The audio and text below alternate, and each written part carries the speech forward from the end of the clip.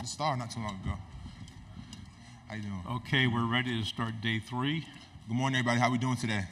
Tyler Booker. Great. Thank y'all for being here today. Okay, we're going to open up to questions. Who has one? George here on the front row.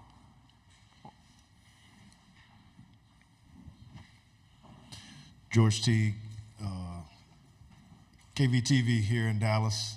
So I've heard that you were one of the most effective leaders during the staff transition with Coach DeBoer, and I wanted to know, what do you think helped stabilize a locker room during the period of change? Togetherness really helps stabilize the locker room in a period of change, and we definitely feel the tightest knit group is right now since my past 3 years of being here, just because we've been through an experience together. I'm not going to say a traumatic experience, but we've been through something together. So we can all look at each other, and no matter what we're going through, like, okay, this guy stayed when it was hard. This guy stayed when it was hard. And the other guys have left because it was easy for them. But, like, we're looking at each other in the locker room like, okay, this is my brother. He stayed here for me. Front row here on the left. New Haven in the house. Yes, sir. Good morning, Tyler. Good morning. How are you?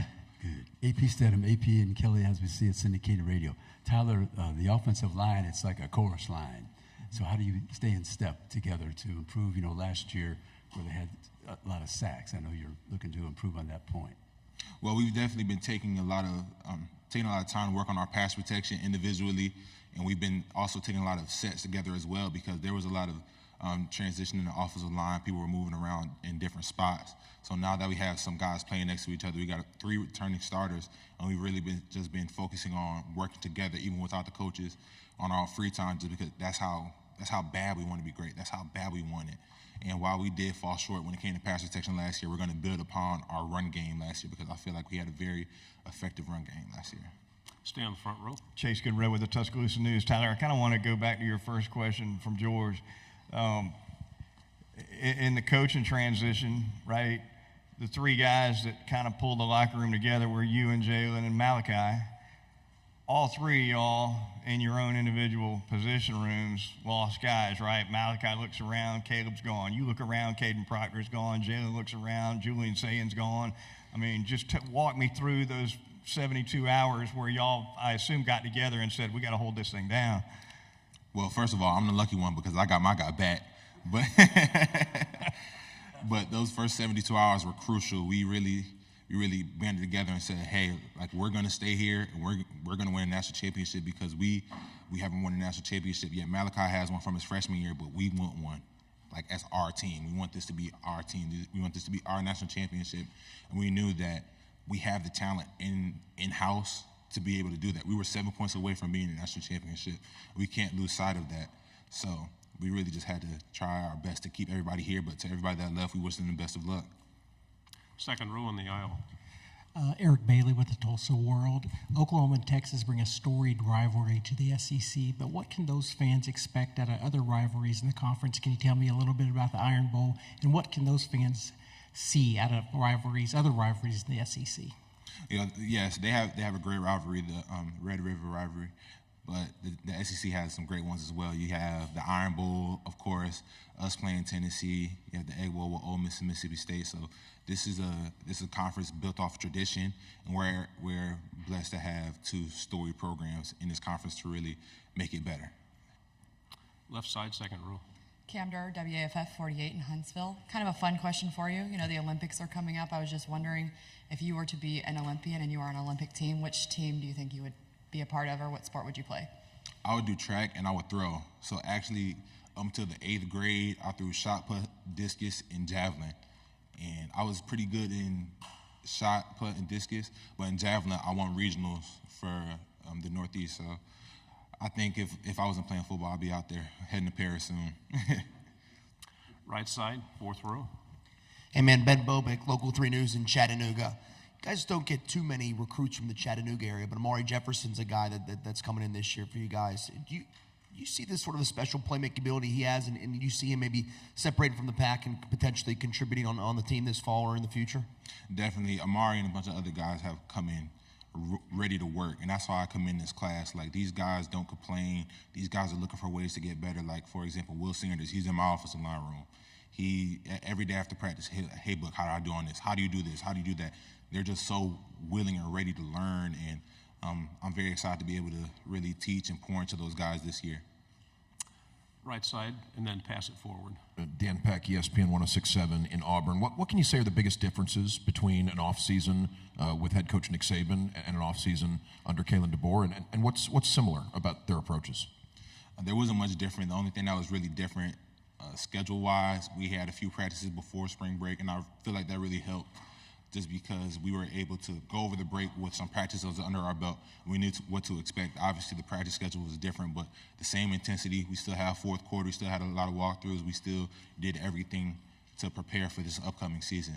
And the things that were similar, like I just said, that intensity, and we're still playing Bama football. That Bama standard hasn't changed. Right side on the aisle, please. Yeah, Tyler, Evan Camico, Pig Trail Nation. Last season in the Arkansas-Alabama game, Landon Jackson, 3.5 sacks. What do you remember about going against him that day and in the Arkansas game in general? Landon Jackson had a really great game that day. He's a great player, and I wish him a great year. Left side on the aisle. Ryan Hennessy, NBC 13 in Birmingham. Kind of like the question 2 questions ago, the difference with Saban and DeBoer. A lot of people saying a little bit more relaxed with media. It's more wide open. How do you as a leader keep your team responsible for this is Bama standard? I wouldn't say that it's more relaxed. I feel like Coach DeBoer, he lets the media in a little bit more, but the standard is the standard.